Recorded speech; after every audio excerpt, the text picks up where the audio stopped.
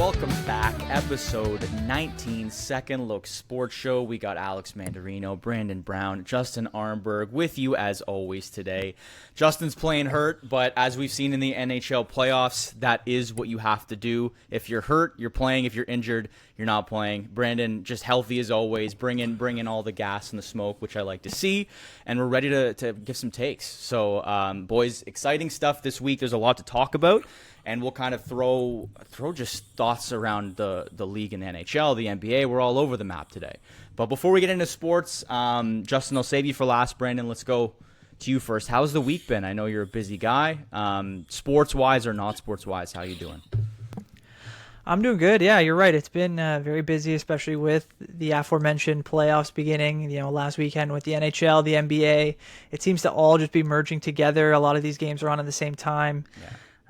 You got games now starting earlier, 6 p.m. Eastern. We saw with the Devils in Carolina yesterday. So the calendar is kind of expanding, and now some of these games go super late too. So it's been tough to keep up on sleep, but I think so far I'm doing okay, and I'm excited to hear about how you guys have been handling it as well.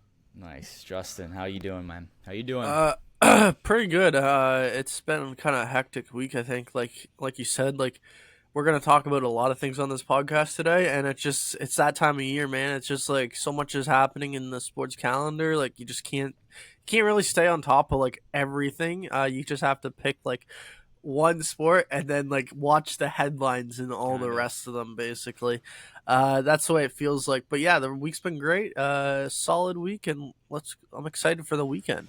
Agreed. It's just been sports focused. I feel like I have either the iPad going or the TV going, and I'm doing my best to kind of stay. A lot of the games are in the same time, so it's do we watch one or do you switch back and forth? It's always a tough philosophy each night.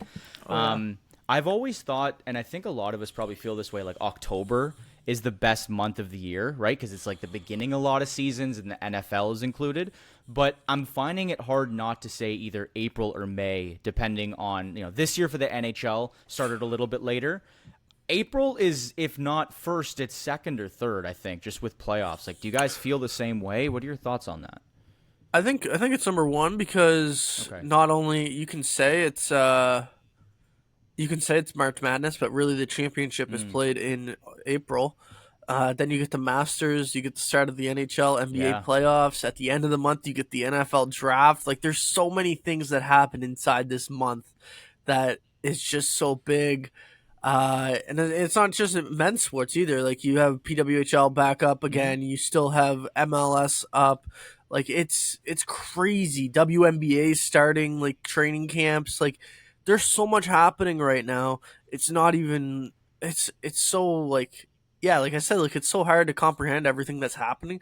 I do sports equinox day in October. Usually that happens once every year. That's pretty cool. But that's really all October has for me. I think April is the number one month. Yeah. Yeah, you're right, Justin. I think when you think about the combination of the sports that are being played, now, and the kind of where you are in the calendar and at a lot of these games, you're talking high intensity playoffs, or you're talking draft where teams, whole futures are being decided. The combination of that, it's like you said, it's fun to have all these games on at the same time, but a lot of them are very low stakes. You mentioned it earlier as well. The seasons are beginning kind of in October, baseball's finishing, but that's about the only one that's kind of in its sort of championship window. So I think the spring and the early summer, you can dial it up. April, May, June even has some great sports events on the calendar as well. So it's really take your pick. Yeah, it's great. Yeah. I mean, especially because you have the summer. Obviously, we're talking a lot of sports, but you finish obviously playoffs. I think without a doubt are the most exciting. But when you're done the playoffs, it's okay, this sucks. Sports for the most part is done. We have the MLB, and like you said, some of the PWHL and things like that. There's a lot that's happening, but it's then summer. So you're thinking, okay, I can actually enjoy going outside and doing whatever you want to do outside. Patio drinks, the beach, whatever you're into, playing outdoor sports. So when October's done, you have November, and then you have 6 months of just brutal weather. Now, this is from a Canadian. This could be different if you're from a different part of the world. But, I think that factors into April being possibly one, now that I think about it. Yeah, well, like I was about to say, like if you're a sports fan, realistically, like I guess like you wouldn't really have like except for like stupid people like us who like sports all year round. Uh, Realistically, if you started watching like sports mid October and watch till like July 1st or July, I would say 7th after free agency is done for Mm-hmm. both NBA and NHL for the most part, and you just like went and enjoyed your summer, enjoyed the fall, like you wouldn't have to like think about anything else other than what you said, patio beers, just go enjoy your life, go on road trips, go on family vacations, like because the sports calendar really doesn't start until middle of October, unless Mm-hmm. you're like a baseball fanatic, and then it goes until and right from that moment it goes until the end of June, Mm-hmm. basically. So Yeah. yeah, I mean, I agree. Like April has to be number one when you actually think Yeah. about it. Yeah, yeah, 100%. And we'll dive into why right now. The NHL is kind of where we're going to kick things off. I know we're a little bit more dialed into that rather than the NBA playoffs, which we will get to afterwards. But the NHL playoffs are very much far and away in the midst of their first round. We are currently on day 6. Games obviously haven't started when we're recording, but 5 days through, 16 total games played over those 5 days. We've had 3 road teams winning out of those 16, so it's been an onslaught by the home teams of late. 4 total overtimes, no double OTs yet, so for the most part, I think we've been able to watch a lot of the games. A lot has stood out. We could probably go round table about this, but I think one that I would like to start, we don't want to go too favored yet. Like, we obviously are fans of the Leafs and the Canadiens here. We can touch on that. But one of the more crazy series, both results and just the game management, has been the Oilers and the Kings, I think. I think it's a great place to start. We just saw last night game 2, so it's a little fresher in our minds. If I'm an Edmonton fan, am I worried? Should I be worried? What do you guys think? Justin, what are your thoughts on that side of things? Well, if I listened to Luke Gasdick last night on Sports Central, which I did, you should not be worried because they haven't lost a home game yet. So, Mm-hmm. I mean, he might not be worried. He also played for the Edmonton Oilers, so he might be thinking about that in that way. But I'm worried. I can guarantee you that. Like, and you know what? You know what the biggest sidebar, but you know what? I don't want to ever see if I'm an Edmonton Oilers fan again, Mm, the harmonica anthem. I do not want to interesting. see that come out for Game 5. If that comes out for Game 5, you must already pack up the plane and we'll go back to Edmonton. It's over. It's over. Uh, anyway, back to actual context with the series. Listen, Stuart Skinner has not looked great, but it's not just him. It's the whole team. Evan Bouchard might be the most nonchalant defenseman in the NHL. You can see it on Quentin Byfield's, I think it was the second goal last night for LA. Yeah. Like Quentin Byfield, or Evan Bouchard's just coasting around the zone. And if you haven't seen it, go look up Evan Bouchard's goal, or sorry, Quentin Byfield's goal, and just watch Evan Bouchard in the background, and you'll understand what I mean. Because he does not like play any defense in that situation. He just coasts around, and it's like then after Quentin Byfield scores, he goes like he acts like the puck didn't go in, and he's trying to save it from off the goal line. It's actually quite funny, but he honestly did not play well last night. No one really on the Oilers played well last night. They're getting outbeat on special teams, which is something that they have not been beaten on in the last 3 years of this Mm-hmm. series. And yeah, like the team just, I don't know if it's like the fact, like McDavid said before the playoffs, like we're not the walking wounded. I really think that has played a factor into this. And I'm not saying Edmonton's not the better team. I think realistically they are the better team. I think it's more so the fact that you're trying to insert guys and get their legs back in game 1 of the playoffs against a team that is actually the best team at home in the NHL. So I think that's kind of what the problem is with the Edmonton Oilers. Like they're on paper, to me, they are the better team. It's just we're not seeing it because of how many injured guys are trying to come back and be effective and playing through injuries. Like Trent Fredericks is a perfect example of that. Evander Kane comes back last night. Like it's just too many injuries that have piled up, and they're trying to be forced back into the series because they're trailing, one, and number two, they feel like they need to be out there because it's the NHL playoffs. Mm-hmm. Well, unfortunately, we're seeing what is what happens when you have a well-oiled machine in the LA Kings that is just rolling going into the playoffs. No pun intended there. The well-oiled machine. Yeah. Yeah. Well, I mean, and that's the case too, Justin. I mean, you guys know on this very pod last week, I went ahead and picked the LA Kings to beat the Oilers in the series, and not necessarily because that I thought they were the better team. I think this is the closest in terms of a gap that these two teams have had since the in the 4 years that they've been playing in the playoffs. But it was just the fact that the Oilers were not coming in healthy, and that they had, in my opinion, significant injuries amongst their entire roster. We haven't seen Ekholm in this series, and we're not going to. McDavid, Draisaitl, they're dealing with things. Frederick, you add in the Kane injury as well, with him coming back into the lineup.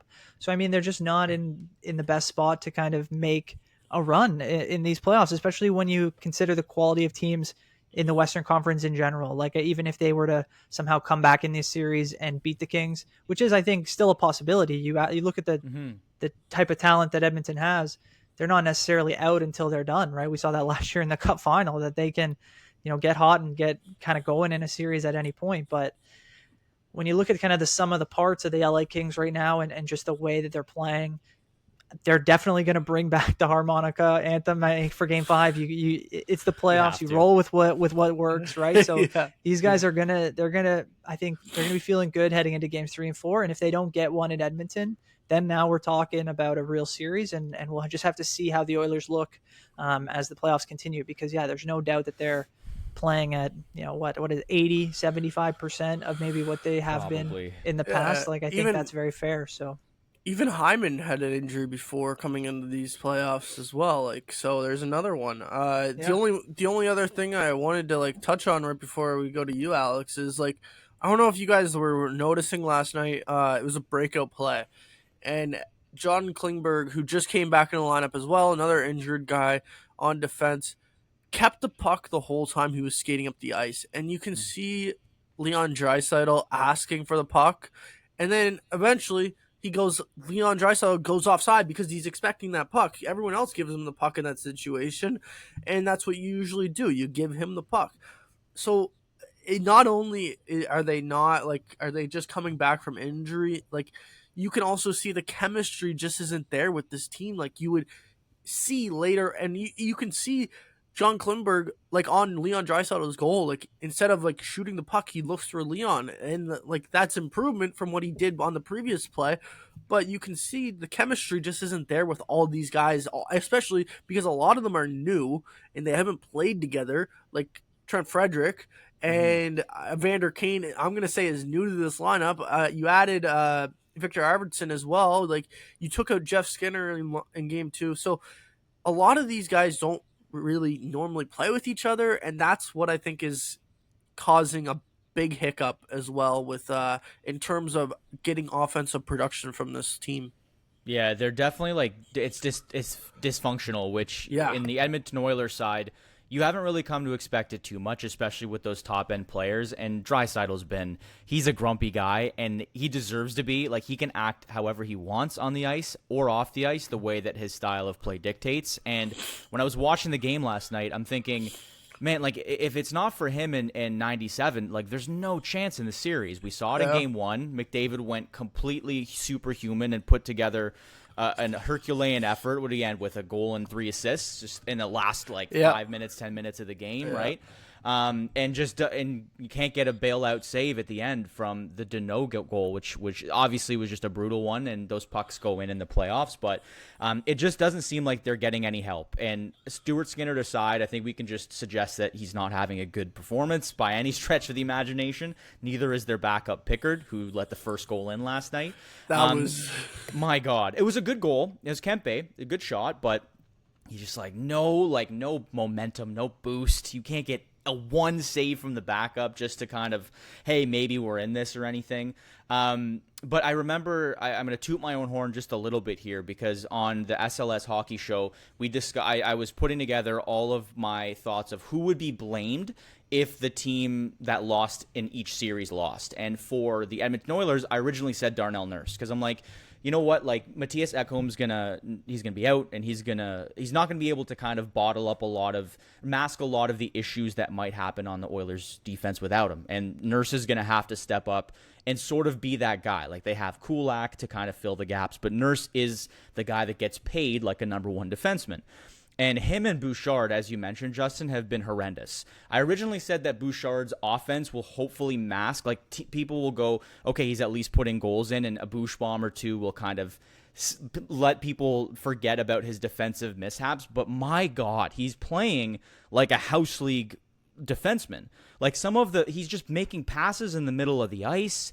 I will defend him on the one you brought up, though, Justin, just in the sense that, like, it looked awful when Quinton Byfield came in. And it's because, I don't know who he had on backdoor, but there was another player on LA backdoor, and I think Bouchard was trying to play the middle, so he was like, give Byfield the shot that Skinner can hopefully save and block the backdoor pass. It looked horrendous, so I think he made an okay play there. He's kind of caught in no man's land, but Nurse and Bouchard pairing have been, essentially, they might as well not be on the ice. Watch 10 seconds before that, though.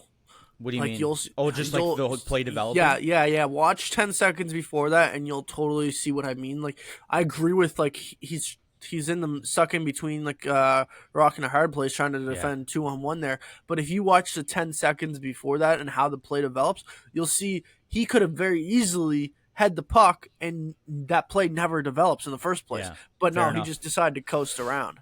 Yeah, that's fair. That's very fair. I do want to just give LA a bit of credit. Like, I mentioned, like, earlier in a different pod, they have to score in order to beat Edmonton. Like, and they have historically not done that. They're more of a defensive team, but they're putting pucks in the net, 6 goals and 6 goals, and their power play have been a big reason. They're 50% on 10 attempts. So, and that's Edmonton numbers. 10 attempts in 2 games. Like, that is ridiculous. You can't do that. You can't get that many penalties. And whether it's maybe it's a horrible PK from Edmonton, or maybe it's just LA finding ways to score, i.e. Andrei Kuzmenko. Like, it's unbelievable. I did think this is kind of interesting. They are rocking the 5-forward look as well now. With Quinton Byfield, Kopitar, Kuzmenko, Fiala, and Kempe on the top unit. So I don't know if they saw what Toronto was running earlier in the year and decided, like, hey, let's give it a shot. But it's working. It's definitely working. Well, and that's the thing with LA is, like, with the development of Byfield and, you know, the additions of Kuzmenko, even Fiala in the last couple of years, like, they are a legit offensive team now. And if their power play is humming like they have been, they can, I think, score with some of the best teams in the Western Conference. And you know, getting by Edmonton is not going to be their Stanley Cup. Like, I think this team, you know, if they get good enough goaltending, which I think is probably at this point maybe their biggest question mark, I think people could look at this team as a legitimate, you know, Western Conference final possibility. And just my last thought on Edmonton on the Skinner thing is, because Alex, you brought up the question of who's going to get the most blame potentially if they do lose this series. I do think Skinner is probably the guy who takes, you know, whether it's right or wrong. I think he has the opportunity to play better, but he's kind of stuck in a spot where he will probably eat a lot of the blame if they lose. And if Edmonton goes into the summer thinking that we got to upgrade at goalie, I don't necessarily think that's the worst thing for them, but I think they have other, you know, areas they need to address as well. So it could be interesting to see kind of how it all plays out after, you know, after the playoffs finish. So I know we're already sort of counting them out, but I actually do agree. I think a lot of the time when you're building a team, maybe looking at it from more like a development rebuild perspective, like a Chicago or a Sharks, if they were, or, you know, and maybe a team that's in a worse position, like if Boston looked to rebuild, like you have your goalie and you build from the goalie and then the defense and then the forward. So I wouldn't be surprised, and I know you're going to jump in, Justin, on the defense, and I agree. They're a little thin back there, but I would think if Edmonton goes out, like we're already counting them out, but they do look bad, and you know, Skinner has let in 6 and 5 goals. Whether your defense is the problem, you just can't let that many in. That's just playoffs. Yeah, so I think it was an off-season change, and they're going to have to find something to kind of fix those problems. Would you guys start Skinner in game 3? This was going to be, I was going to say we need to move on, but like the last question about this series is who do you start for game 3? And I'm going to say Derek Lalonde on the Sportsnet panel said last night that he thought Wednesday night, that they thought, since you're giving Pickard looks like 10 minutes into, because it wasn't like he was pulled. It wasn't like Skinner was pulled directly after a goal. It came out of a TV timeout that he was pulled. So to me, I would have to agree with what Derek said in the sense of they gave him looks because they wanted to see, like, are you going to be able to play game 3? And I would assume that they're going to roll with Pickard to start game 3. Stuart Skinner has let in 11 goals in a game in what? 2 periods or 2.5 periods? Like, something like that. It's not going well for him. It's obvious something's not working. So I think I would lean Pickard in this situation, and I think that's the way that they're gonna go. How about you guys though? I would. Man, it's so hard. Skinner got them there last year. Like, he wasn't perfect, but he had like a Darcy Kemper type performance and was able to kind of hold the fort down. I think there was a stat going around that Edmonton has only won like 3 game 1s of their last 14. I don't know if the numbers are exact, but no, that's right. Now we're in game 2, and obviously you can't really lose game 2, but he's been able to kind of fix the problems. So do I go to Calvin Pickard? I mean, it's now or never. So if gun to my head, I probably would say yes, but I would be hard pressed to be like, Skinner's done it before. He might be able to turn it around. But I think you have to go to Pickard in game 3. The Edmonton Oilers have only come back once from a 2-0 series deficit in their history, 2006. Wow. Okay. Wow. And they won. I mean, I would They still didn't win. They were runners up that year. Sorry, Brandon. They No, lost to Carolina that year, if I'm not mistaken. No, sorry. They won the series that they were trailing 2-0 in. Yes, but in 06 they ended up going to the finals. Yeah. They lost in the finals. They made a good push there. Yeah, sorry, Brandon. Go ahead there. No, I was just going to quickly say I would probably go with Skinner for game 3, but with like a very quick hook. Like, I would not give him 5 goals to work with. I'd like 2 or 3, especially if you consider them not great. Like, I'd probably roll Pickard, and then if you can bounce back or have a bit of a fiery, response in that game, then maybe you stick with Pickard for game 4. But if you let in 2 goals in the first 10 minutes, pull him. It would be something like that. Like, you would have a very, very quick leash on him, and you would not hesitate to go to Pickard, knowing that he's been able to jump into some of these games already. But I don't really have any trust in him right now either. So it's hard to say I would want to kind of rest my season on his shoulders, right? I know. So, yeah, but it's tough. Yeah. They've come back from 3-0, but they didn't win the series, obviously, last year. So that's a big hole if they can't get on the rails. Obviously, we've talked a long time about this series, but like, this has to be the most disappointing Canadian team to start the postseason, I would say. Yeah. I'm just thinking. Yeah, I would say Montreal's trailing 2-0, but that's not disappointing. Ottawa's trailing 2-0, but that's not disappointing. Edmonton trailing 2-0 is the biggest disappointment to start the Stanley Cup playoffs. Yeah, I would have to That's agree. That's fair to say. We'll stick in the West just quickly, just because it was exciting to watch a return of, not the Mac, but a captain, because the return of the Mac would be Nate McKinnon. That would have been a great storyline if Nate was out.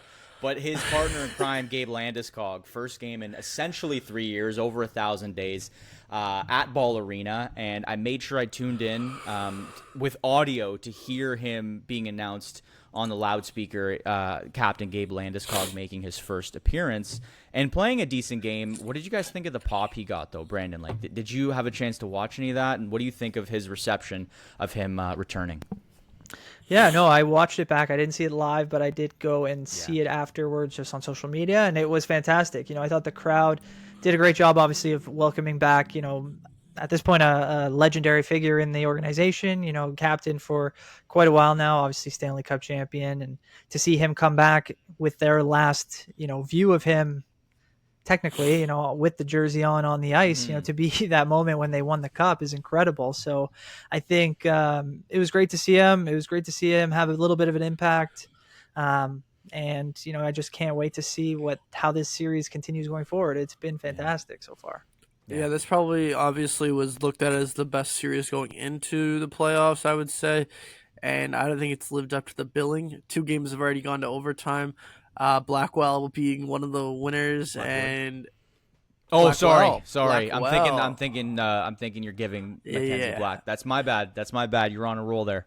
Connor Blackwell, and then Tyler Seguin. Okay, no, you're not. It's Colin. You said Connor. Well, Yeah. yeah.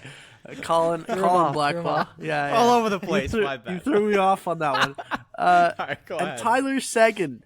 Seguin scores the overtime winner on Wednesday night. Listen, Game 3 almost to me felt like a must-win for Colorado. Like, you get Gabe back.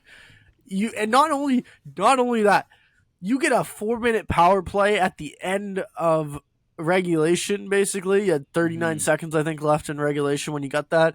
You had a 4-minute power play, and you literally did not generate anything until, like, the final 15 seconds of that power play. It was so bad, and I just, like, I was really disappointed because, like, I thought, like, the pop of Gabe would give the team the emotional win in Game 3. But no, like, Dallas is just hanging in there, and I mean, I'm looking at their lineup right now. Like, they're so deep. It's not fair. Like, their third line is Jamie Benn, Wyatt Johnson, and Evgeny Dananov.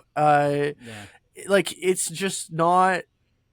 Like, to me, like, you're looking at this and it's like, how do you match up against this? But Colorado's the only team that probably can match up against this. Yeah. But it's been an electric series back and forth. If Miro Heiskanen was in this series, though, it's over.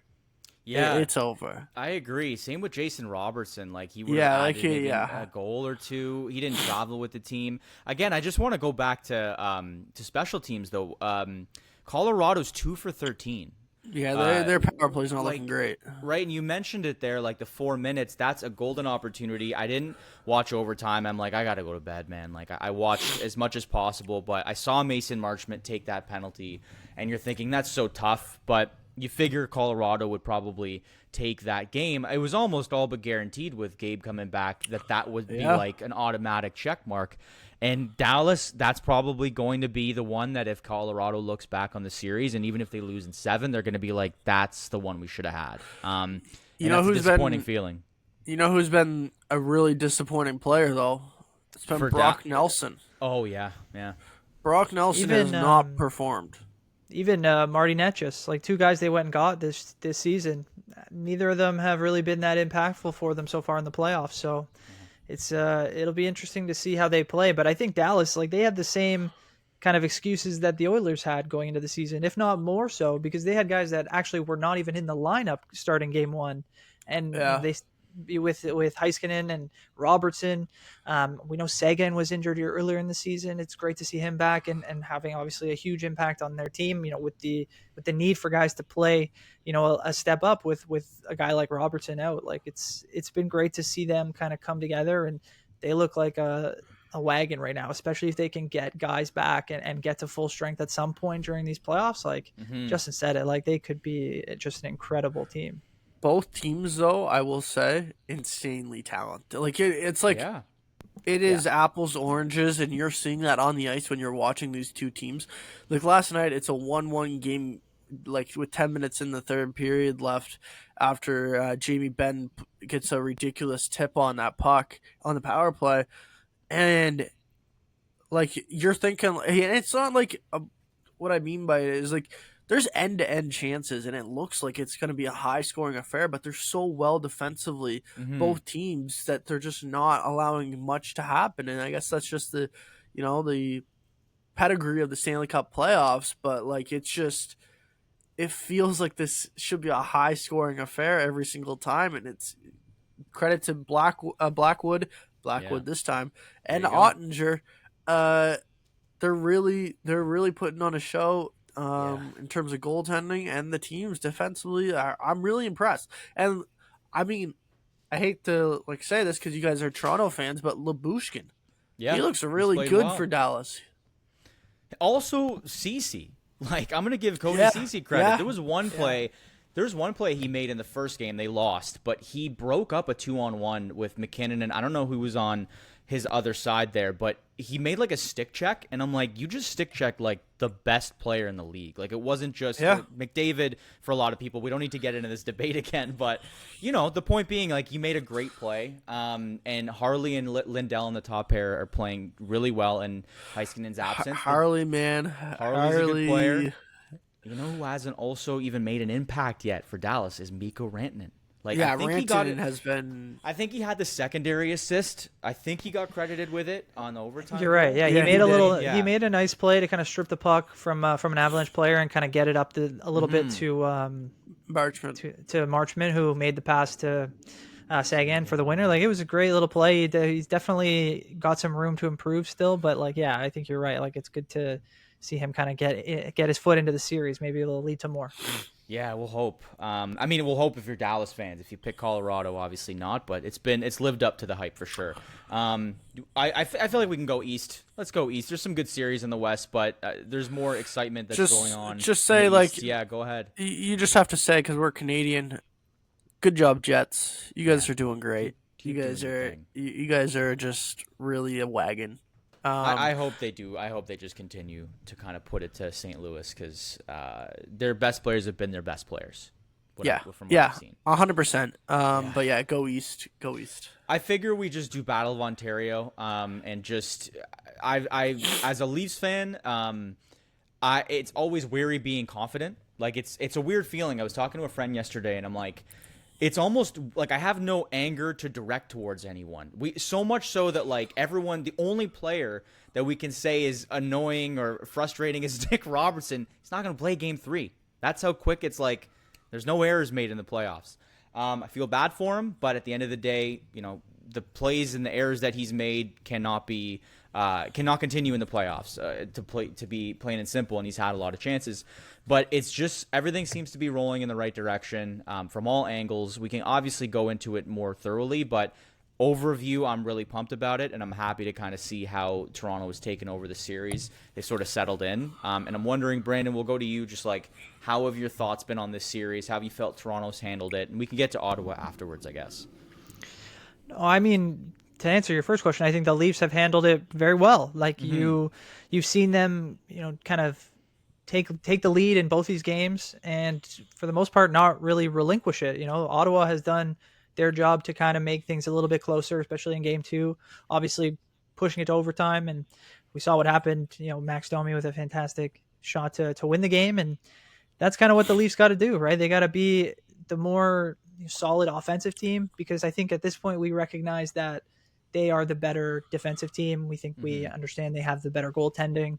So it really has just been up to the guys in the top six for the most part, and to see some secondary scoring come through has been great too. So I think the Leafs have done a really good job. I wouldn't say that the Sens have played bad. I think they've had stretches where they haven't played up to their potential, but there's some stuff going on there too with Tkachuk, most likely injured, and all these guys for the most part getting their first dose of playoff experience. Outside of like David Perron, I don't think many of these guys have played more than maybe a series in the NHL or in the Stanley Cup playoffs at any point in their careers. So, it's been fun to watch. It's been exciting. The crowds have been great in Toronto, but I'm excited to see the series shift to Ottawa, and by the end of the weekend, we'll really know where we're at, I think, whether or not Ottawa can push back and get one or two of these games at home, or if the Leafs will just kind of, take over and either go back to Toronto 3-1, or maybe this will be a sweep situation. But I've been really,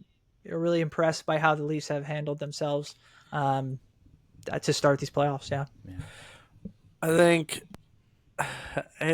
I've been impressed with the Leafs. I think this year it just seems different. I texted Brandon the other night and said, like, it just seems easier for them on the ice this year compared to other years, and maybe it's the, I guess, lesser in terms of looked at opponent for Ottawa compared to like Boston or Tampa or Florida.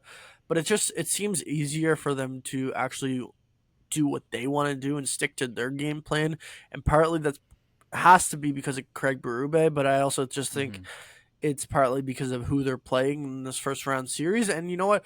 Maybe that's just what Toronto needs, is to play. And you earn you earn the right when you win the Atlantic Division, but maybe it's what they needed when playing an easier, quote unquote, easier first round opponent, to get going and get them rolling in the right direction in the playoffs and make them believe that they can actually do this, because that's a part of the problem, is you got to believe in yourself. You have to actually believe that you can do something.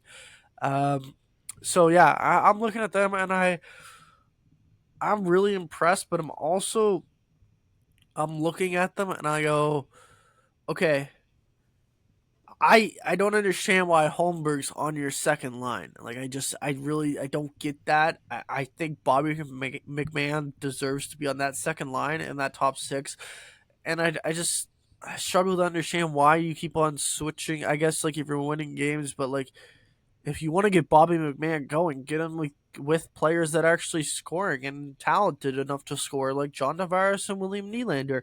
It's just, yeah, to me, like, Bobby McMahon's the only issue that I have right now in terms of who I think should be going and not going.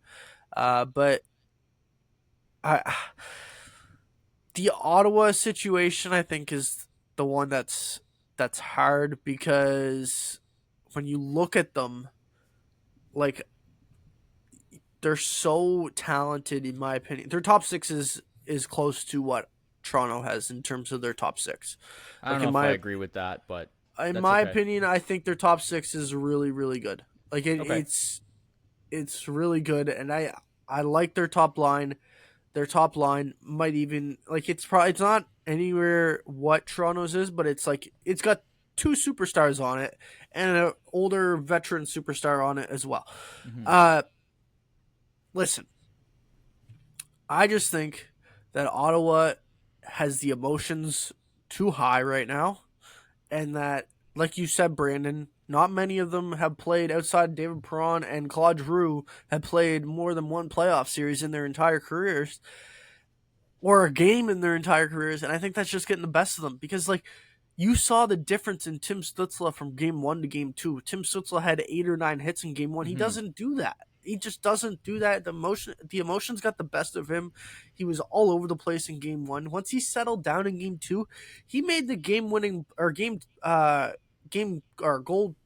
Oh, what, game tying, like the game tying goal play. Like, he didn't score the goal, but he made the play to set up the goal against the wall there, and. Like, I think, like, when you're looking at his game, like, I think game 3 is going to be really important for him. The only last thing I have is, if Toronto wins, I guess, tonight, they go up 3-0, it's a sweep, because you already know it's probably going to be 70-30 tonight in terms of fans, which I hope, you wish it would be like 90-10, which is what it was in Toronto almost, it felt like. But it's probably going to be 70-30. And I have a feeling it's going to be 90-10 the other way for Toronto if Ottawa loses game 3. Like, right. if it's game 4 and you're down 3-0, Ottawa fans are going to be like, we have a chance to make some quick money here, and because we don't want to see our team get swept. Like, we don't want to see that happen on home ice. Like, so yeah, I just think, like, if you're gonna tonight's the must win for Ottawa.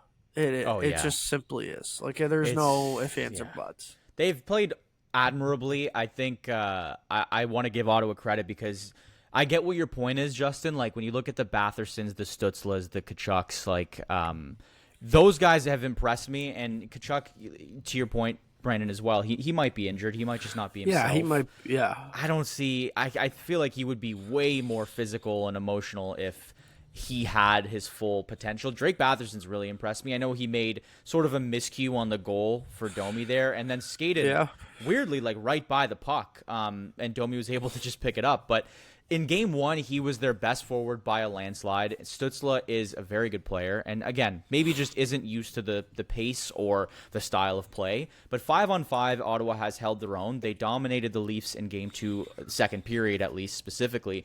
And Stolarz, we haven't talked about him, but he's the one that's kind of just been instilling, I think, the most confidence in this group. Even though a lot of chances have been kept to the outside because of Berube's system, Stolarz has made those 10, like maybe not 10 bell saves, but 8 bell, 7 bell. He's made good stops. He's made the stops that he needs to make.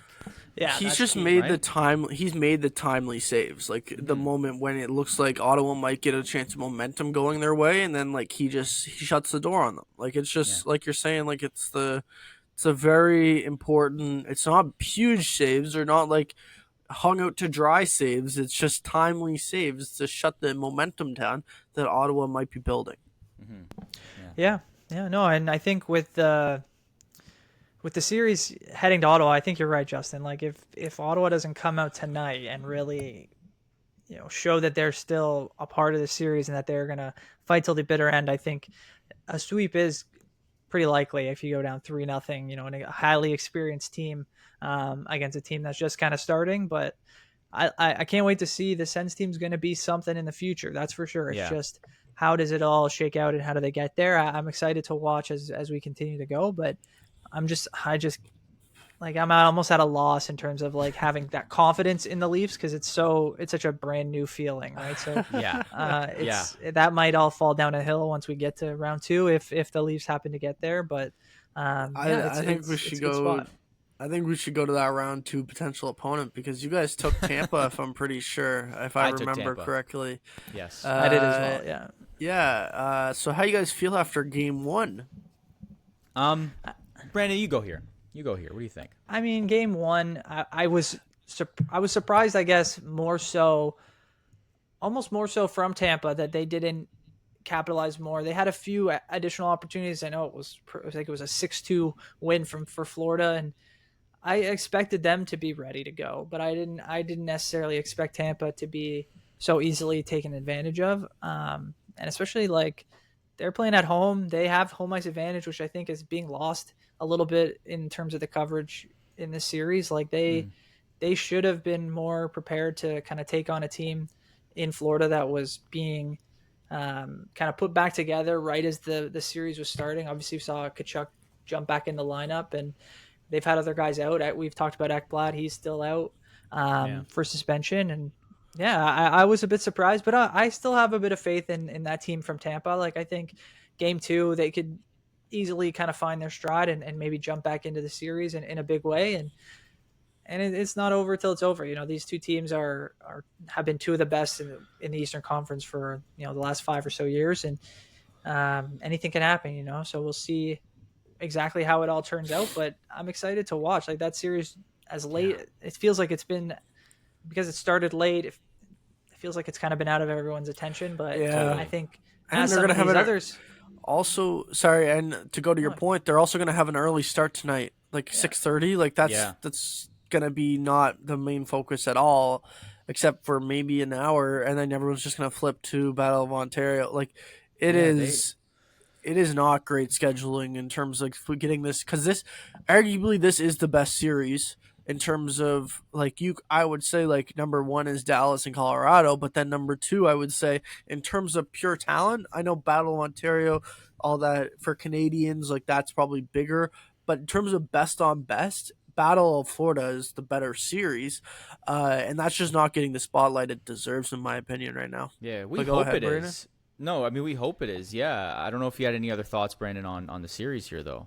No, it was just that last point on Tampa. I think Tampa and Florida, the scheduling has made it so that as some of these other series, I think, especially if they end early, if we see any 4-0 or 4-1 series, that's going to take them off the TV, and you're going to see a lot of people's attention go to this series because I think it's going to go long. It's going to be probably 6 or 7 games, and I think that might give the Leafs an opportunity to get rested. Obviously, if they end up taking care of business and can get out of Ottawa with a series win or maybe finish up in 5 games. So I think the best is still to come in that series for sure. So we'll see what happens in regards of the Battle of Florida, as they're now just everything's a battle now. I know, but rightfully so. It better be one of the better series. We just don't know yet. Like it hasn't proven anything through one game, and the scheduling this year is weird. There's obviously I'm sure extenuating circumstances as to why, but this series almost got shafted like we were talking about. But I just think the way that if Tampa was in a similar position to an Ottawa or a Wild, even the Wild aren't really comparable because they've been here, but Tampa Bay is the team that's been there before. They've controlled a lot of their playoff series, and I think John Cooper's just going to go like, all right, just bury the tape here. Let's put it at center ice, and let's run the Zamboni over it, and we're going to game 2, right? Because, like, we have the guys still. No, we don't have the Stamkoses of the world, but we have the guys. We have Vashi back there. And Tkachuk, obviously, was healthy and was able to play and got the jump from, a bit of rest, I guess, and was able to put a couple back behind Andre there. So I think it was just that Florida was like, we're just going to punch them in the mouth. And now what does Mike Tyson say? Everyone has a plan to get hit in the face. Tampa got hit in the face. We'll see if they bounce back. Or it might be another Columbus first-round exit, which is highly unlikely. It is weird, though. I'm wondering, I don't know if you guys know, but I know the NBA does this where it schedules round 2 series before round 1 ends in some instances. Yeah, I don't think the sometimes. NHL does that. Or did they do that last year for the first time? No, I think they schedule like 2 teams that are like matched up against each other, but if one team's only confirmed, they're not going to schedule the other person or the other team to go. I really hope that the Lightning in Florida gets – I haven't looked at the rest of their series. Obviously, games 5, 6, and 7 aren't scheduled, at least for the time.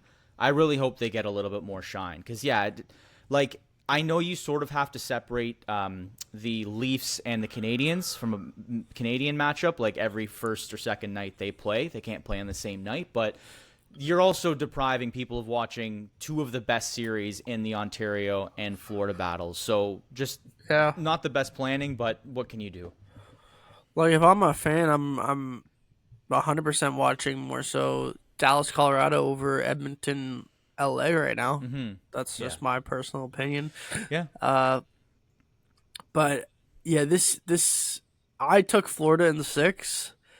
It might be Florida in 4 or 5, guys. Like, it is not even close to me. Like, not ready to say that yet. Not even yet. Man, this lineup is so deep. It's not even funny. Like, if you have Brad Marchand and Anton Lindell on your 3rd line, give me a break, man. Evan Rodriguez on your 4th line, like, that's just ridiculous. Like, it is so unfair. Like, you knew that this was going to be the case when they all came back healthy, but, like, now that they're actually back healthy, and you see what they can do, like, it's just, and I will say, like, the game's probably closer than what it actually said on the scoreboard because that challenge that John Cooper had after 3-1, which he probably shouldn't have challenged, try and get back to 2-1, then it's 4-1 right afterwards because Matthew Tkachuk scores on the power play.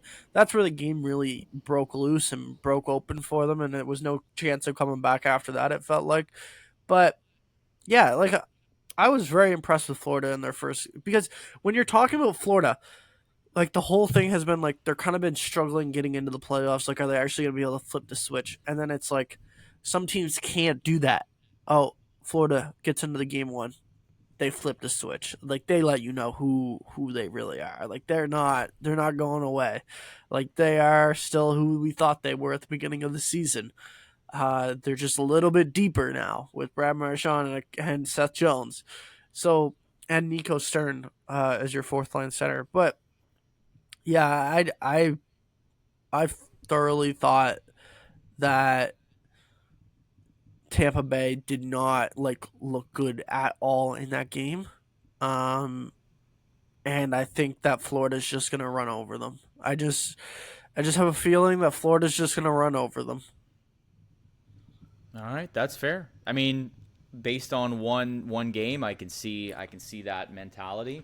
I just think that the experience in Tampa they're not going to let that happen game 2. If they do, I'll tend to agree with you a little more. But we've yet to see a lot in this series, unfortunately, as we suggested. But we'll just quickly, just thoughts, Justin, on the Canadians. They weren't really expected to win this series, I will say. They look outmatched, but they've been holding on more so than I thought they would. And Logan Thompson made some ridiculous saves yesterday to keep Montreal off the scoreboard at the end. So credit to him. He got the 2 points, apparently. So that was pretty saw funny. that. But in any case, Montreal is just, unfortunately, they haven't been in a while. I know Suzuki's played like 5 playoff games in his rookie season. So just thoughts on like how they performed. Okay, quickly. probably the best team going down 2-0 right now is the Montreal Canadiens, or the team that should feel the best about themselves is the Montreal Canadiens, because they've hung in there with the Washington Capitals in both games. Obviously, their starts have not been great, but they've been able to find themselves midway through the game and then really pick up in the third period, I find, is when they really come into their own. Physicality has been a big issue for them going up against Washington. Washington is just running over everything on the ice in terms of that. They're playing really physical. And listen, other than that, Sam Montembeault has really impressed. He's the only reason that they're still in this series as well. Like, it would have been like 7 or 8-0 last night if Sam Montembeault didn't make a bunch of brilliant saves last night. But that's not the biggest issue in this series. Here's the biggest issue. Are you ready for this? Brandon is. Patrick freaking Laine needs to go sit on the bus. Just fly him back to Montreal. He shouldn't have even showed up in game 1 and 2. He should have just stayed back. Right? He didn't play in the third period. Finally, because you can literally see it. You can see the completeness, or the compete level that he is performing with. It's not there. Every single puck battle, he does not care. He does not care to win it. It's like, what more do you have to be? What more has to be at stake for you to care? It's the Stanley Cup playoffs. You should care. This is the thing that you've been playing for your whole life. This is what you want to play for. This is what you want to win. If you don't care about it, why are you playing in the first place? At a certain point, he looks like a beer league player because he doesn't care about doing anything other than just shooting and scoring. And if he doesn't even do that well, it's not like his shot is Ovi. And it's not like he can just stand there and be like, oh, I'm Ovechkin at 39 years old and I'm going to stand here and blast my one-timer. No, you can't, because he can't do that. So what is the point to have him on the ice? And I personally think he should be scratched for game 3. Just don't even dress him. Dress him. Go 11-7. Put Jack-Eye in the lineup and go 11-7. Because that would be interesting. He does not add anything. Canadiens fans have been sort of I don't know, maybe media specifically, but I'm sure fans alike have been asking for Jack-Eye. There's no, outside of Josh Anderson, who's throwing hits, who's being physical, who's able to do so. You look at the size of Laine and you're like, oh, wow, he could really do some damage out there. No. He's just going to go sit on the... Yeah, he's just going to go sit on the bench and probably fiddle his thumbs over there. No, it's ridiculous. It's ridiculous. And you can see the lazy type of play. There was one play last night. He's breaking into the zone, and he throws a puck. He's trying to pass the puck. And I texted Brandon, and I said, what the hell was that? Because he literally just passed the puck to the Washington defense and just, turned the puck over, did not skate back. He did not care one bit. Then he gets mad that he gets benched. How are you mad? It's your own fault. You don't care. If you cared, maybe he would actually play you. But yeah. No, I mean, that's what's so disappointing about it all. It just doesn't feel like it all makes sense. You're right. He's there to help score goals and provide offense for the team.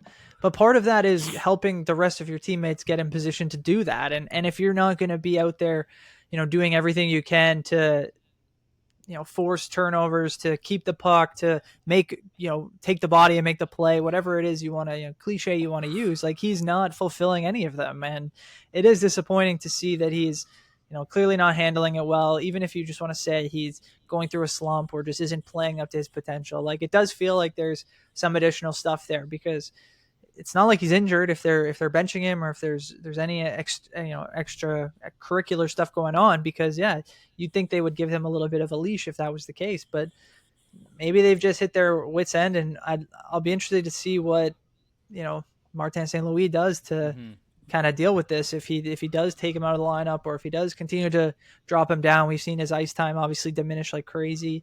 Because I don't know. I think he's one of those guys that can give you, at his best, a good opportunity to play with a team like Washington. But at the same time, they're just not there. They're clearly just not there yet where they're ready to kind of make that jump. So you have to toe the line very carefully. And I'm not an expert or am never going to try to tell an NHL head coach what to do, but I would definitely be sitting down with him and being like, what are you doing here? Because if I'm not mistaken, he's got another year on his contract, I think, Justin.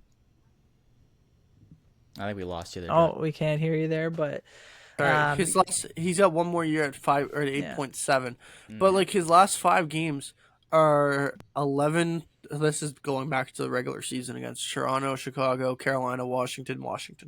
11-13, 15-17, 11-56, 13-14, and 10-10. Yeah, he's not being played. Like he only had 11 shifts in game 2. Was benched for the whole third period. Well, yeah. There's definitely a reason. Like you shouldn't like. Anyway, I mean, I remember when like this was years ago, 9 years ago, 10 years ago now, when he was drafted, and the conversations were like Matthews or Line, and I know Puyarvi was up in the mix early on in that draft year, but it was the Matthews Line, and I don't think there was ever any like swaying in the minds of the Toronto Brass that they were going to take Austin Matthews, but that was the conversation: is Line the guy that's going to get the job done? Now, obviously, Austin Matthews hasn't gotten the Leafs anywhere either. Like, understandably, he's played incredibly. He's been a much better player. It's not even an argument. They haven't made it past the first round more than once, but he's contributing to the team, whereas Laine's bounced around. It was his fourth team already, fourth team, and like third team. And it feels like he's been on more just because he's got those seasons where he's done absolutely nothing. And unfortunately, I think he's developed the reputation that he doesn't care, and he's just there to get his cookies and leave. And I don't know. It's tough to see, and obviously there's excitement for him the beginning of the year before he got hurt in the preseason. But man, this just might be the player that he is. Well, you can see it on the ice, like when he's out there, like he wants to just stand in one spot and just get the puck and shoot, and he has a decent shot. Don't get me wrong, he has a good blast, but Definitely. like it's not an automatic shot where you're like, okay, we can justify him being a one-trick pony and only have him out there for this reason. No, you can't. You really can't justify it. Like, I'd much rather have at this point Ivan Demidov on the top power play than Patrick Laine. Definitely. Like he's more dynamic. He makes the power play more dynamic. Like, it's just. It's gotten to a point where Patrick Laine we're at a point now where we want to win. We want to compete for a championship, and it's not just we want to compete for a championship. You want to set the standard. You want to set the standard going forward. Like, we're not going to put up with this. We're not going to do this. Like that's what it really comes down to. Is just the standard. But yeah, and we'll see where it goes. We'll see if they can kind of climb back in the Bell Center this coming. What is it, tomorrow? They play Friday night. Night. I guess tonight. Tonight? Oh, they do play today. I thought they played. No. Oh, tonight, when you're listening to the episode, as in because we're recording Thursday. Yeah, good call. We'll transition. I know we missed a couple series, but we'll obviously talk more as the playoffs move forward. But we just want to touch on the NBA playoffs. I know personally I haven't been as devoted, as in I haven't watched more than 5 seconds, to be completely transparent. NHL has kind of taken over my brain, but I have seen the highlights. I've kind of followed how the series have gone. And all I'll say here is that if the most exciting part about the NBA playoffs is one of your quote-unquote star or future of the league athletes getting fined $50,000 is the most exciting thing that's happened in round one, and that the potential MVP's team is winning 50-plus on each game, then that's not really that exciting to me personally, and I'm not going to be following it as much as I potentially think I would have as the first round kind of commenced. Justin, you had some pretty strong thoughts as to how the NBA playoffs have gone. What are your thoughts on how they've transpired? I just think like we should just skip the whole first and second round of the playoffs and just go to the Eastern Conference and Western Conference finals.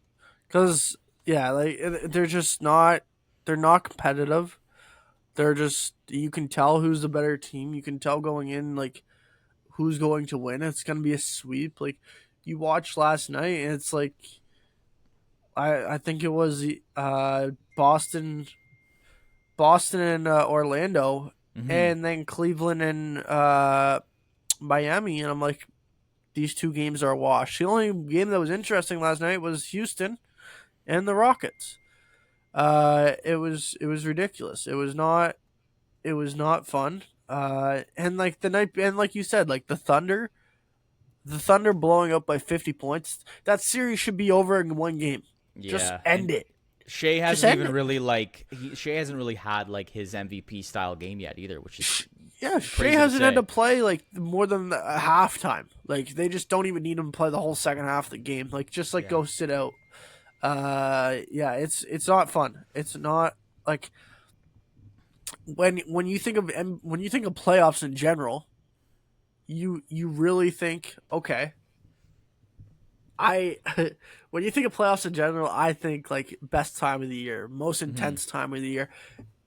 It almost feels like a preseason type Yeah. thing in the NBA for the first round of the It's playoffs. it's always been like that though. I feel like and if this was if this was a new type of experience that we were having as fans and like watching these type of games just this year, I think you turn the blind eye, but all year the game style has changed to threes and there's been no real physicality in a lot of the NBA, and now it's just transitioning to like we're just watching all-star games almost in the playoffs, but one-sided all-star games. So look, again, I can't be the first one to suggest that like I've watched and I've like had all of these thoughts throughout the year, but when you do see the highlights and the scores and you're watching some of the play and how it's dictated, like it just doesn't feel like it's that enjoyable for the first round. It's been like that for a long time, hasn't it? Yeah, I would say you're probably right. It goes a long way back here.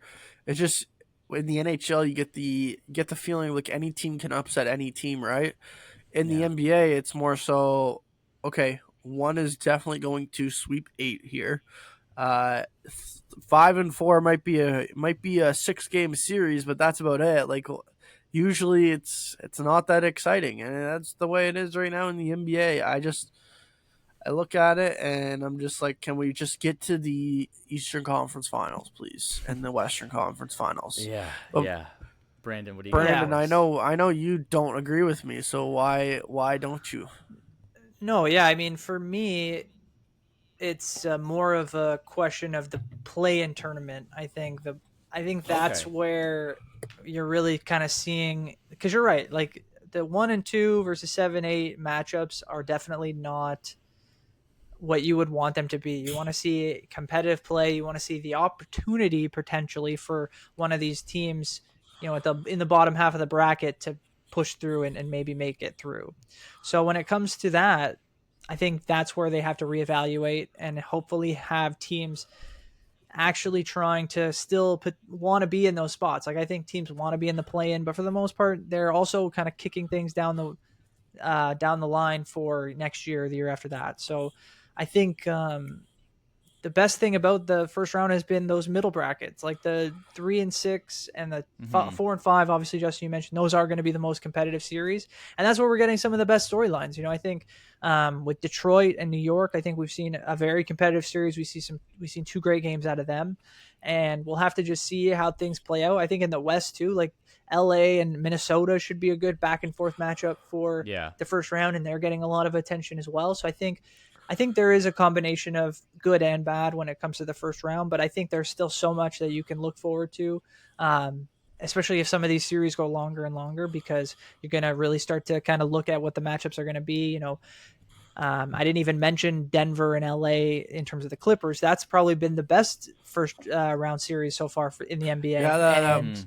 That's a natural, I think, 4 or 5 there as well. So I think it's one of those things where, like the NBA still has a lot of work to do in terms of what I think needs to happen for maximizing the entertainment value out of the playoffs and what we see. I understand dollars don't necessarily equate to what someone like me likes, but that's just the way it is, and you got to live with it. But I think there's still plenty to like about the first round in the NBA. Yeah, NBA trades are also ridiculous, and they make stuff like this possible. Like the draft pick type things. Is that what you mean? Yeah, like when you trade like 5 draft picks for one player, and then like you get to load up on your team.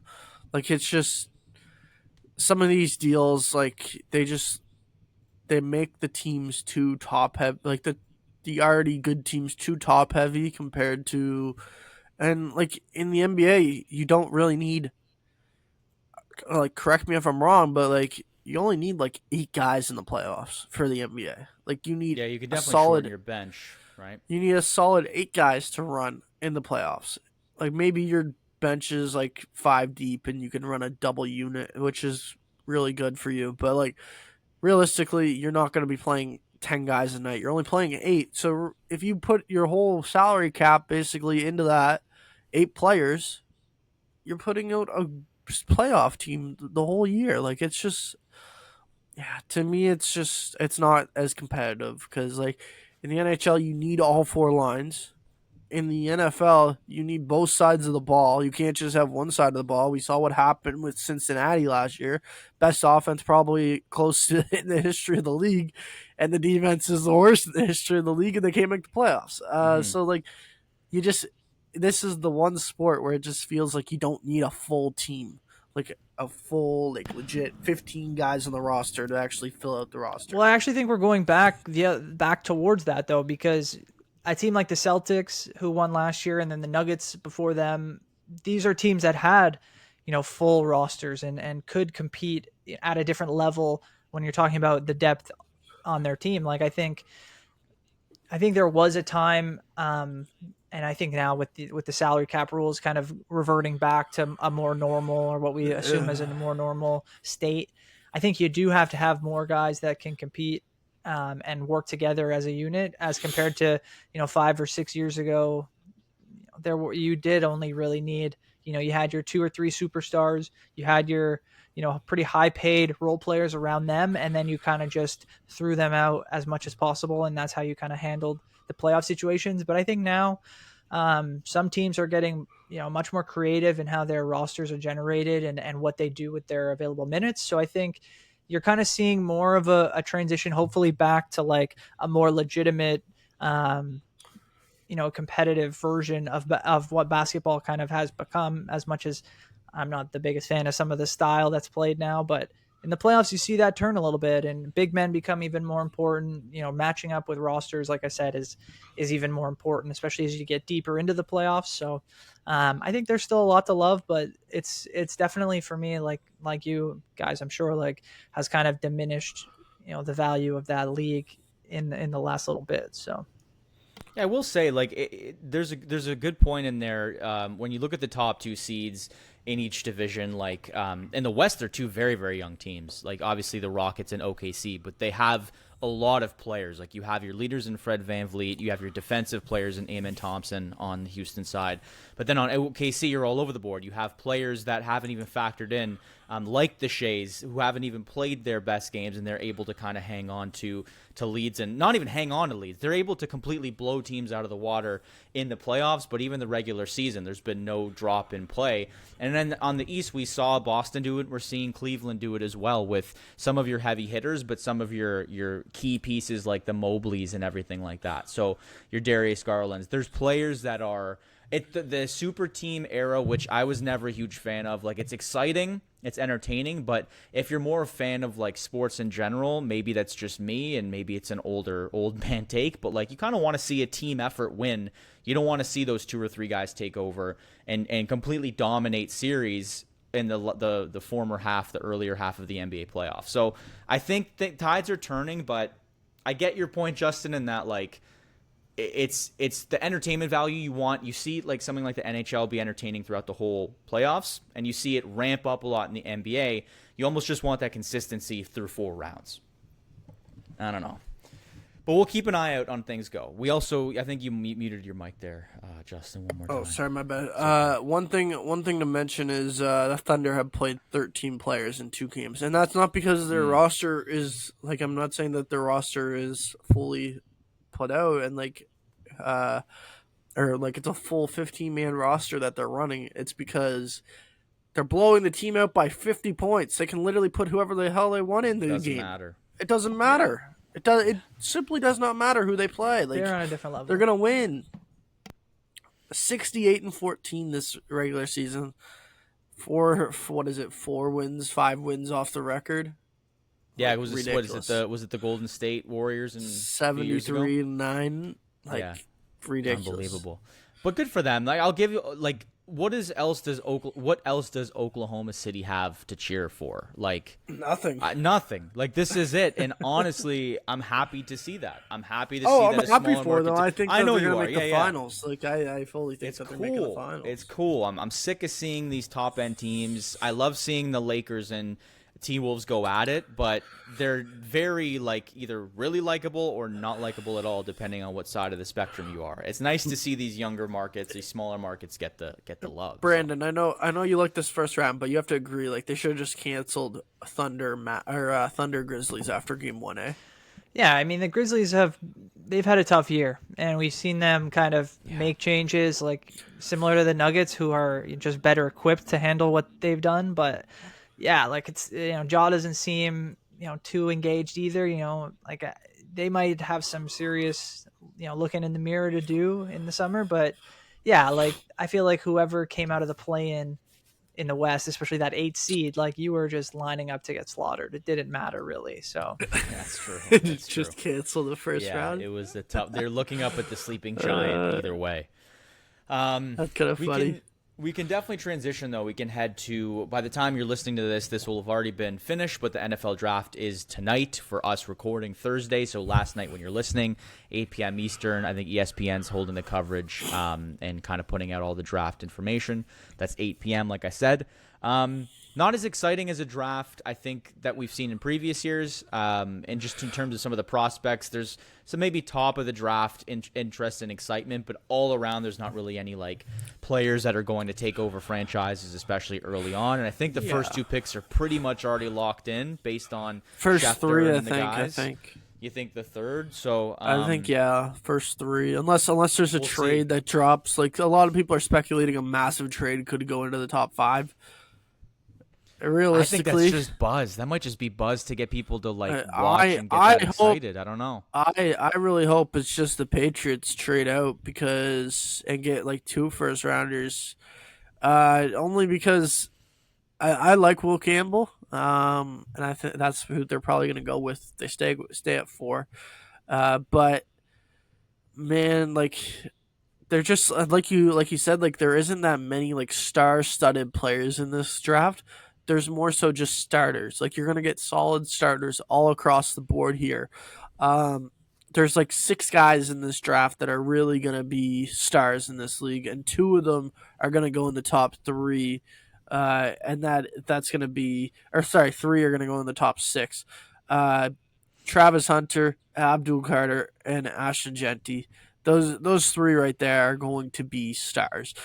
Another guy who I think is going to be a star in the league is Tyler Warren. I think he's an unbelievable tight end prospect coming out of Penn State. Or no. Yeah. Penn State. And he's phenomenal. Like his catch radius is insane. His blocking is pretty good. Like him and Colston Loveland, both really good tight ends. I don't think you can go wrong with either of them. I think the one person that we're going to see at the start of this year, or at the start of the post Super Bowl, Tet McMillan was like a late first round pick. He's been the one guy that's kind of like skyrocketed to the top of the draft in terms of like, there's always one guy every year that like the draft stock just keeps on rising and the more buzz around him keeps on going and going. I think Tet McMillan is that guy this year, and you could even see him go in the top 10. The one crazy thing is Shedeur even going to go in the first round now? I don't know, man. It seems like his stock has dropped since they considered putting his name on the Wall of Fame in Colorado. So not only that, it's just he's not had good interviews apparently. Like it's not been they have not been impressed, especially the Giants, who apparently were considering taking him at 3. They moved off of him apparently because his interview was not great at all. And like most logical thing is going to be the Steelers at 21. I think that's what Aaron Rodgers is waiting on, is whether or not you're going to take quarterback at 21. Right. But yeah, I'm excited. It's obviously a good time of year, but this draft class doesn't really have the stars that we like hope for, and it doesn't have the position players like the star. You're not going to see a bunch of quarterbacks go in the first round. You're not going to see a bunch of wide receivers go. You're not going to see a bunch of running backs go. It's just going to be like 2 or 3 of them each, and then it's just going to be on to the defensive and offensive tackle guys. That's really what it's going to come down to. It's going to be like, this is like a football players like analyst draft. Like, you got to be deep into the weeds for this type of draft, is I think what the thing is. Brandon, that's funny. That's what almost exactly what I was going to say, is that I think it might not be like ESPN's favorite draft, because they've been dying to really cover some of these guys, like Travis Hunter obviously is, I think, and Sanders, who may not even go in the first round. Like, these guys have been dominating a lot of the coverage. But I think that if you really love the NFL, like, it only takes one of these teams to kind of zag, and then the whole draft could change in a moment's notice. Because I think, similar to last year when we saw, I think it was Michael Penix Jr. go higher than expected to the Falcons, who were not expected to really pick a quarterback, everything kind of started rolling, and all these teams were having to make more difficult decisions, and we saw some different players go to spots that we didn't necessarily expect. So I think we could see some of that, but also I think there's not always, maybe a lot of these mock drafts or all the all the analysts coverage has just been, maybe they've been wrong, and maybe we're going to see a lot of different guys move all over the place, because it's hard to pin down this time of year, especially with so many good players within the first round range, but maybe not necessarily separating themselves too much. So it's going to be really interesting to see what the final, especially that first round, how it's going to end up. I think there's one guy, like you said, Michael Penix Jr. went way earlier than what we thought last year. I was talking to our good friend Evan, who works at Sportsnet now as well, who's an NFL, I would say, expert or analyst. I don't really know what to call him yet. Definitely an expert. He's pretty dialed in. He's definitely dialed in. Can I guess? Anyway, guess what? The guy that I've been hearing, like, I think we've all been hearing, like, is this Jackson Dart? Is this guy? Yeah. This guy. So where do you think he's gonna go? I don't 9, like the where. Saints. Maybe Yeah. So this is where, like, he was late first round, and then like tonight it's like, and especially this morning, it seems like for some reason New Orleans is like, we don't know what Derek Carr is gonna give us, so we're gonna take Jackson Dart now. That's gonna be the shocker of the night if that happens. If not, I think. If LA somehow got Jackson Dart, that would be amazing for them, because like, you don't have to rush him. You can just let him develop, and he can take over for Stafford, and it would be the perfect situation for him and the team. I don't think New Orleans is the best spot for Jackson Dart. I just don't. Like, it's going to be a lot of pressure there in his first year to go out there and perform with a team that's not that great, and their cap situation is ridiculous. They're always up against the cap. They're always in the luxury tax, and they don't have the best teams. It just doesn't make sense. But yeah, Jackson Dart is the one player who is going to surprise people, I think, when he gets his name called tonight. Not us, though. We're not surprised. Not us. We'll be. And also, we'll do you guys see, like, Cam Ward's like glazing his like, he's so locked into that number 1 spot, it's not even funny. Like, of course. Did you see him? He was on stream, like, he was asked, "What's your Mount Rushmore of wide receivers?" Did you guys see that? Yeah, I was here. I heard about that. I think I did. He had Calvin Ridley on there, right? Yeah, Calvin Ridley in the top 4 ever. Like, yeah, tell me you're going to the Titans or what, buddy? Like, come on. There was a time, I think, where people thought he might get there, but I. Fair enough. Yeah, no, obviously, like, he's not. He's just not.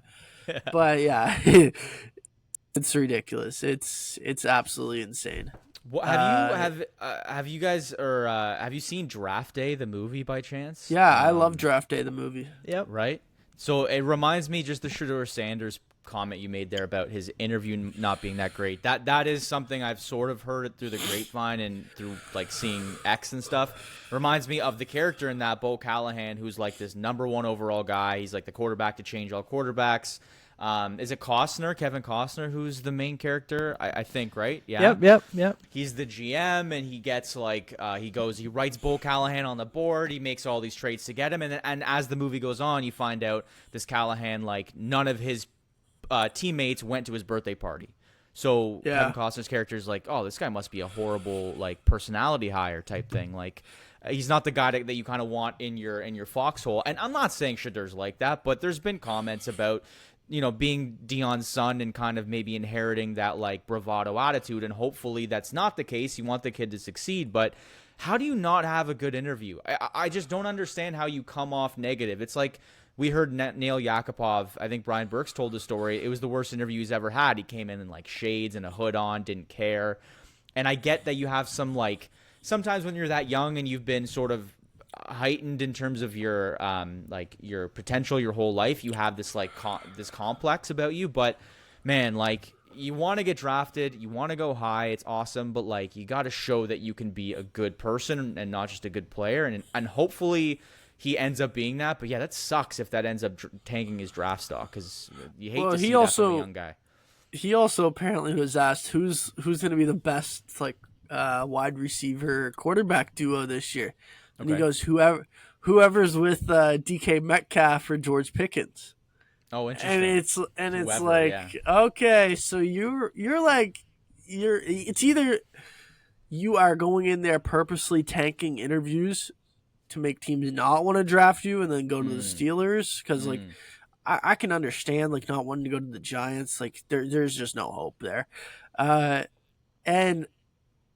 If you're purposely going in there and tank, do you think that's ever been done before? Go in there purposely tank an interview and then hopefully just go to the team that you want to draft you? I don't know, man. Maybe he's playing chess and we're all just playing checkers. It's possible. I'm sure it's happened in the past. Maybe not as explicitly, but maybe if someone's been told we'll take you as long as you fall to us, and all you have to do is tank your interview. So I don't know. I can never say. I don't know, man. Could be interesting, but the draft itself will be exciting. So I'm looking forward to just kind of keeping an eye on that. And then we'll head back to hockey and head to the PWHL. They announced yesterday some exciting news. They're going to be expanding for the 2025-2026 season. One team at least confirmed in PWHL Vancouver, in which they'll be titled until they come up with a nickname and some branding and marketing. Some pretty exciting stuff. In the midst of their second year, they're already expanding. Which is obviously great for the league. It means that they're doing things right and they're doing things successfully.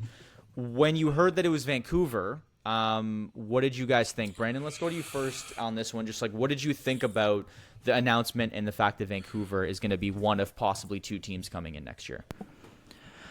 I mean, I was surprised. I mean, I haven't been following. I'm not sure if there was a ton of coverage or if there was a lot of, if there was any news that broke on this before it was actually announced. But I was thinking, I knew expansion, whether it was next year or the year after, I knew it was coming. I thought it would be, again, stay on the East Coast. I thought maybe Detroit or Pittsburgh. I know they've played games there. I kind of thought those would be natural fits, at least on the U.S. side. I really didn't know in terms of a Canadian city where you would go next. So I'm glad to see that Vancouver, is starting that kind of West Coast move and is adding some expansion. I think it's a good fit. I don't know what to think yet. I think it's certainly optimistic for them. It's probably going to be a big step in terms of growing the league and changing kind of the status quo that they've been doing. Obviously, we know that they've been in such a small kind of circle in terms of the markets they've been doing. So it'll be good to see the expansion and just see how the league can continue to grow. I'm excited to see it. Yeah, I was not shocked. Okay. I like that PWHL takeover game that they played in Vancouver was sold out. They got unbelievable reception from the fans there. And it spoke volumes. And ever since then, I heard Vancouver was put on the map after that game. It was always a consideration. We always want to go out west, but then it really became a factor. That game proved to them okay, this can work out there. So I wasn't really shocked that they went out west. I mean, could I have seen a team like Pittsburgh or Detroit coming in? Yeah. But I do understand trying to like broaden the game a little bit, even further. It it only makes sense though if the next team that they expand to would be another West Coast team, Yeah. and that would be Seattle or Edmonton. I think you have to do one of those two teams next if you committed to Vancouver, only because it just doesn't make sense to me to have everyone in mainland America and Canada, and then put one team on the West Coast, and that is it. Like, so I expect either Edmonton or Seattle to be the next team to be expanded, or to be Yeah. the next expansion team. I agree with that. I've also I don't want to be the one that like comes and zags on this take because I think it's great that they're expanding, but I hope for the league's sake that they don't expand too early because Brian Burke was someone who said this. I want to say like halfway through their first year. I think he was already asked like, what would you think about the PWHL expanding? And you're like, whoa, like you have to be able to confidently say that things are running smoothly for a while before you add extra teams because you just don't want to get too ahead of the put the horse in front of the cart type thing or vice versa, whatever the saying is. Point being, you don't want to get ahead of the game. And if they can successfully implement PWHL, like I agree with you guys, I think we'll have to see either a Seattle or just another team that can rival them because you don't want teams traveling. You'd have to have like Vancouver basically playing 5 home games and then 5 away games like immediately back to back, right? Like I've seen it happen with, I can never remember the league, but the Toronto Wolfpack is a really random example, but they were the rugby team that was playing in Toronto at Lamport Stadium for a few years ago, and they did that. They were like the international team, so they played a bunch of UK teams. So they play 4 home games, and then they travel across the Atlantic and play 4 away games, for example, for a month in the UK. It's obviously different. You're within the same continent, but it's similar, and so hopefully they can make it work. I agree. I think it was the 4th highest attendance, the takeover game that they've ever had in the PWHL was that Vancouver game, so I can see the interest. I just hope for their sake that it's a successful expansion. Mm-hmm. I don't know. Yeah, and I mean, I think they've had success everywhere they've gone, like Yes. in terms of these takeover games. So I think, I don't think it was a surprise that they have interest in doing this. But yeah, I think you made a great point, Alex, in terms of not trying too much too fast. Like if they can get 2 teams now in the West, potentially make sure that works for the next 2 to 3 years, and then you continue to look where else you might want to go. Like I think. They got to be really smart about this, and it seems like so far they've been doing their diligence. So we'll hope for the best. And important to note, like the player pool right now is really like the 6 teams are really talented right now. Yeah. But you don't want to like and the talent is on the way up. Like there's so many young like women out there that are actually like really really good at hockey. Absolutely. And like they're gonna make an impact on the PWHL.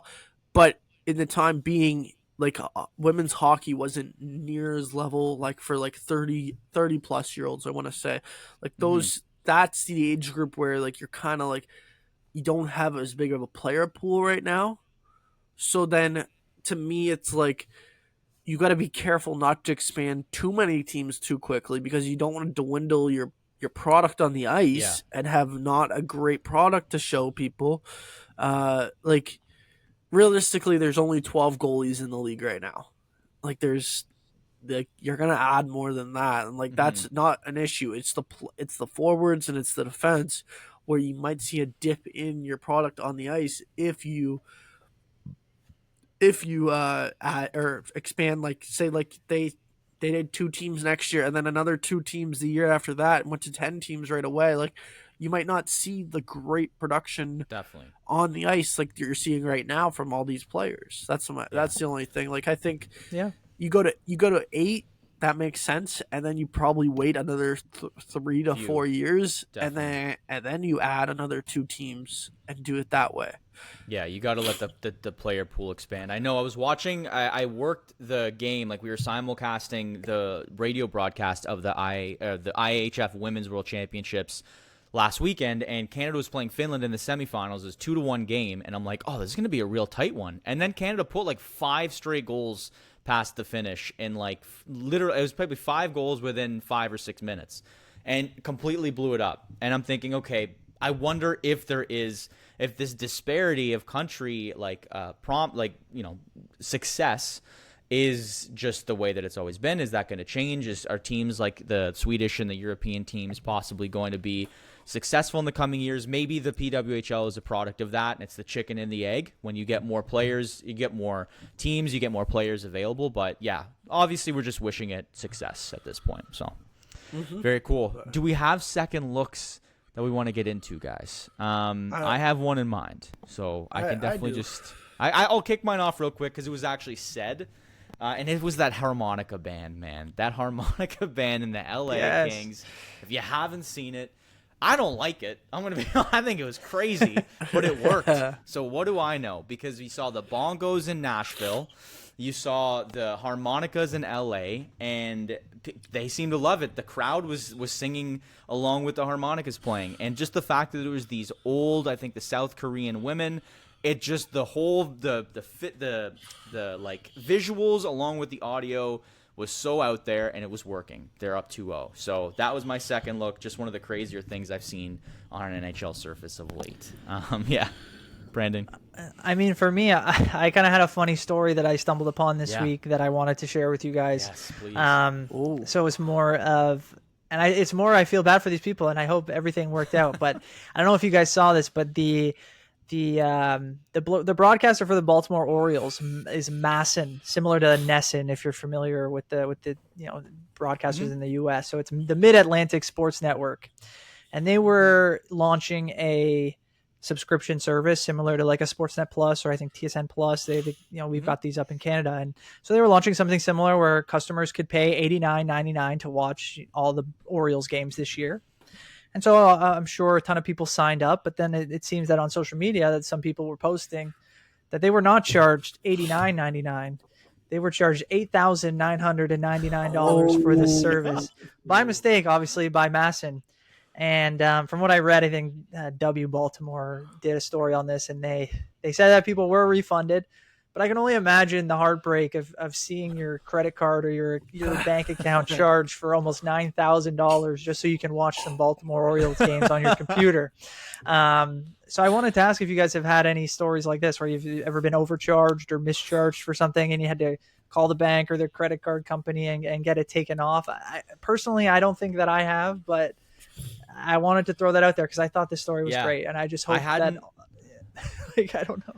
I haven't had that happen, but I worked at a Canadian Cancer Society before we went to school, and I worked on like fundraising / some customer service earlier on at my tenure there. And I've had a couple people call and basically be like, "Hey, like, obviously donated. I'm really excited to donate, but I donated $3,000 instead of 30. I forgot to add the decimal." And some people are like full blown panic.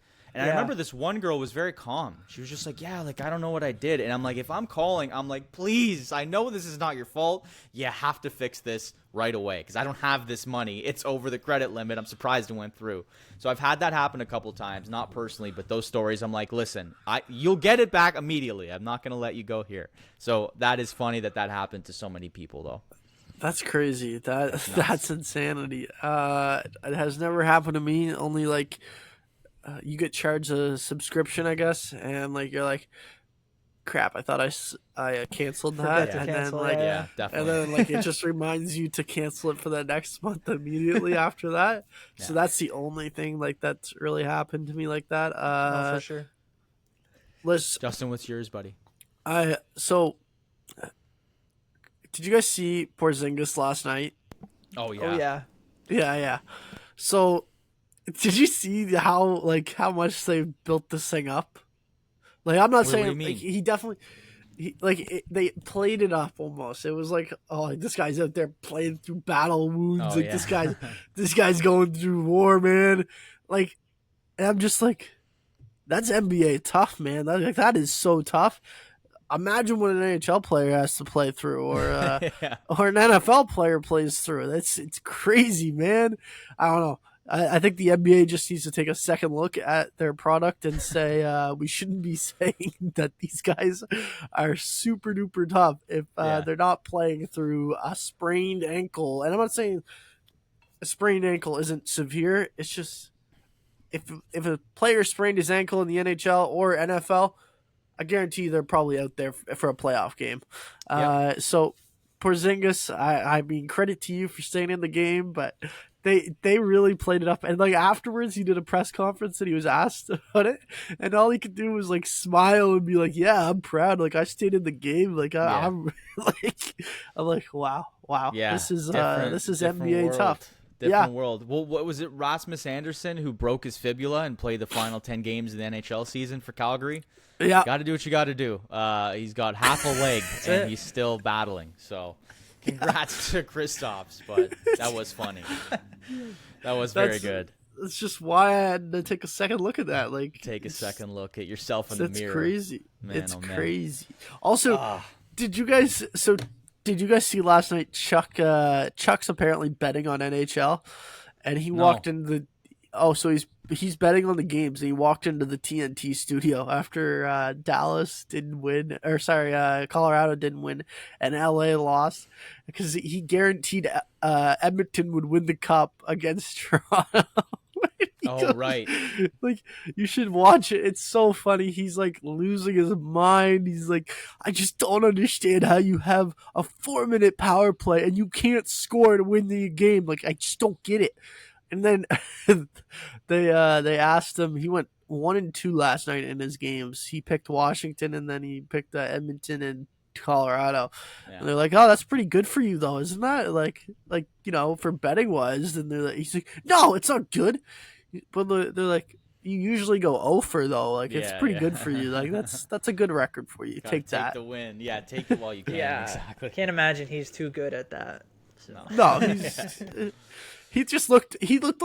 he honestly looked like a gambler, just depressed that like his two teams. He's like, then he goes, "I just don't understand. How is LA scoring a 6-burger against the Oilers? Like, it just doesn't make any sense to me." Anyway, that's sports, man. I love Chuck. Yeah, that is sports. I love Chuck. That is sports. Good episode here, boys. I know we got pretty long-winded with some of these topics, but we're passionate, and that's what matters. It is, as we mentioned off the top, one of, if not the best time of year. So thank you all for listening, for sticking around if you have till the end of the episode. Enjoy the rest of the NHL playoffs, NBA. Hopefully you catch the draft and you have some comments. If so, leave them. Subscribe, like, follow us on all of our social channels. Otherwise, thank you again, and we'll catch you next time.